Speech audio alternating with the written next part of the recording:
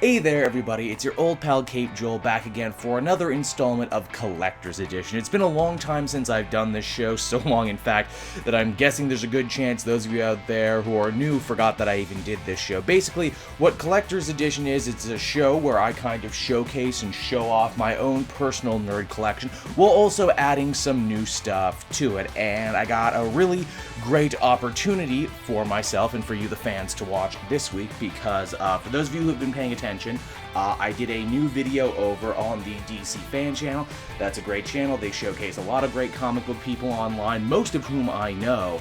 And one of the things they did on my last video was a topic piece on the history of the Red Briefs of Superman, and they liked it so much they actually sent me a gift box full of swag, and I wanted to open it up for you guys right here, right now. Wanted to kind of show it off, kind of, pimp out that channel and everything, and, just, have a fun time. Of course, the first time I did, they sent me a piece that now graces my wall, the DC Verified Fan plaque. Well, it's more of a plastic sheet than a plaque, but it's still plenty awesome, and I was happy to put that one up. So, I've already pre-opened this box, and we're going to open it up in a second, but first I'm going to piss and moan about my mail for a second. I live in a condo. For those who don't know, that's kind of where my studio set living space is set up, and man alive, have I had an endless amount of trouble with the mail ever since I moved into the place. The downstairs buzzer has been broken pretty much since I moved in, so that means whenever I get takeout or anything, I have to leave special instructions to call and text me before they show up, and these boxes come super, super fast,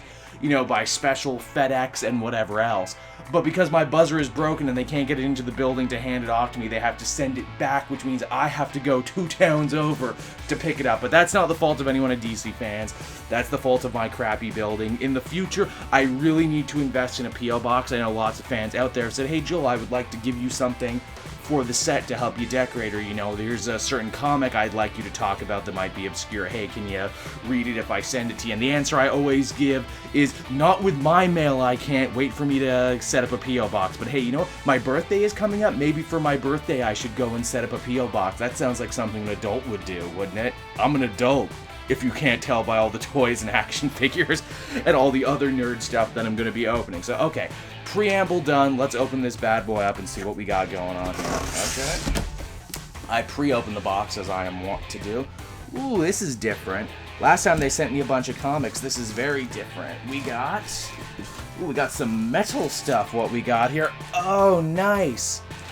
Oh, nice. We got metal Superman and Batman posters. Oh, that's cool. Oh, and it's the old-timey stuff, too. Classic logos. They got their briefs on the outside. That's fitting for me, because I did a whole piece on the importance of briefs, so they've sent me the more classic ones. I don't know if people remember, but early on in the Cape Joel channel, back when I filmed at the other side of my nerd room, I had a bunch of, retro metal posters, like old drug shop stuff. I had Batman, Superman, Wonder Woman, I even had Wolverine and Spider-Man. It's a shame I can't film at that side anymore, because the room I'm in, believe it or not, is kind of small, and with my newer, better 1080p camera, which was actually sent by a fan, so thank you, fan, who did that, the room didn't look good in that shot anymore, and the lighting was terrible. So, the lighting isn't great now. I just now learned to put curtains up. But yeah, so those are amazing. Those are really cool. I might have to move this wall around to accommodate these, because I know there's still some bare space up, so don't be surprised if I put those up sooner rather than later. Oh, and this next piece, oh, this is special. A Superman license plate cover. Oh, man. That is a great idea. Why don't more companies offer that? I'm nerdy in every other room of my house. Why can't I be nerdy in my car, too? That is beautiful. That is cool. It's also kind of more of an American thing, license plate covers. I don't think we really have those in Canada, or at least they're not nearly as prominent. That is sick. That is so cool. That is really, really cool. Thank you, Electroplate, the company who made this with DC. And this is heavy. This is heavy duty steel. The Man of Steel would be proud of this. That's how heavy duty that one is. That's cool. That's really awesome. And next up out of the box, ooh, we got some little tiny stuff. A pocket edition of Batman Man Who Laughs. Man Who Laughs, of course, is a reference to the Conrad Veidt movie that the Joker is based on. I really like these little tiny pocket editions. They sent me one before for Battle for the Cowl. I think they should really do more of these. These are great for libraries. These are great for road trips. I love my comics. I love my trades, but it's really hard sometimes to, you know, lug around a whole big one, especially some of the bigger omnibuses and everything. This is a cool story too. This is Brubaker. I mean, of course it's good. It's Ed Brubaker. Man, I should talk about this story at some point.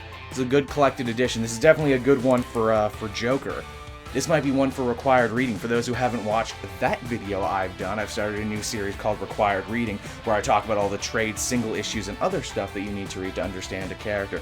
That's nice. Invest more money in pocket editions. Pocket editions are cool. And oh, this is smart. This is really clever. It's a tourism guide. It's a little pocket tourism guide, but for Gotham City. Wow, that's really smart. That's really cool. Oh, and when you turn it around, it's for Metropolis. Oh, wow, that's smart. That's so cool. You could only do that with these two cities because they're so totally, you know, like entrenched in our minds and everything, and there's so much lore written about them. Oh, there's restaurant reviews for Gotham and Metropolis. There's areas you should stay out of on your Gotham vacation. Seriously, who would go on a Gotham vacation?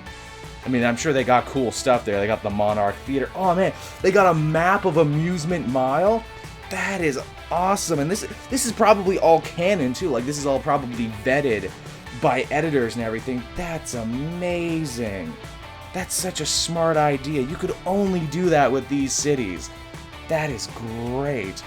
Okay, moving on further. Ooh, this isn't a comic at all.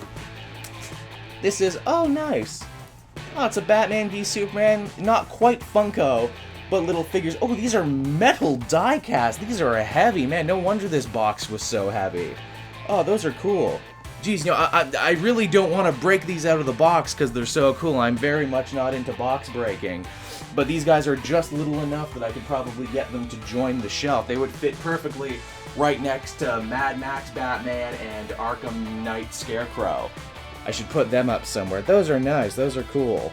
Oh, you got Batman in his armor and everything. You got big blue-eyed Superman. Yeah, you can collect the whole team there on that one, and that's a 2-for-1. That's really nice.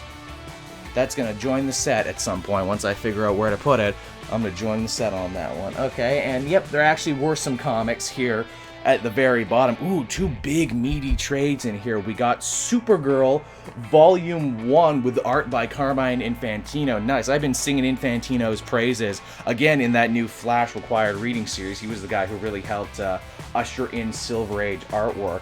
Man, this is sweet. This is like the not quite original, not quite golden age, but this is, you know, once they updated the character. The Girl of Steel soars again, you know, only 15 when she came to Earth fleeing Krypton. Man, this is really cool. This collects the Paul Cooperberg era with, you know, some art. Obviously, you know, this is probably really popular now, and a lot of people are interested in this because of the TV show. I don't think I really gave the TV show a fair chance. I watched the first episode, and I watched the crossovers and everything, but this is nice. This is a really nice collection for the historian in your life. And again, man, that artwork from Carmine Infantino really holds up all these years later. Dude changed the game when it came to panel composition. That guy was a legend. And on the girl power front, which we kind of are, oh my god. Oh geez, I was just talking about this the other day. Wonder Woman by Greg Rucka, his entire run in one big book. Man, you know, you talk about required Wonder Woman stories and required Wonder Woman runs. Look no further than Greg Rucka. He did some really amazing stuff on the character. This is a totally awesome collection. This is arguably one of the best Wonder Woman runs. It's volume 1 of his run, and this is really good stuff. You know, I often argue with people what was the better run, the Gail Simone one or the Greg Rucka run.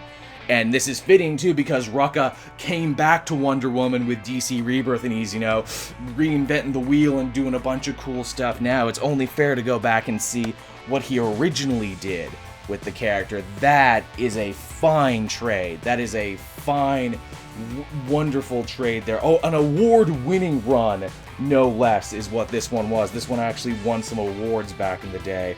This is cool. You got your J.G. Jones artwork in there from Final Crisis. Man, that's a pretty trade. I will happily add that one to the collection. And yeah, that will just about do it for another round of Collector's Edition. Thank you so much to DCFans for giving me the opportunity to make a video for you guys. Thank you so much for sending me the swag. I hope you enjoyed the video, everyone. Be sure to check back next time when I hopelessly indulge myself and add more stuff to my collection. So until next time, everyone, I've been Cape Joel. I will see you around. Hey everyone, thanks so much for watching my newest video. I hope you enjoyed it, and while you're here, why not check out another video I have on offer, or maybe if you're feeling in a supportive mood, you want to like or subscribe. And if you want to support the creation of more videos just like this one, then please by all means check out the Cape Joel Patreon. A little bit goes a very long way, and I will see you all next time.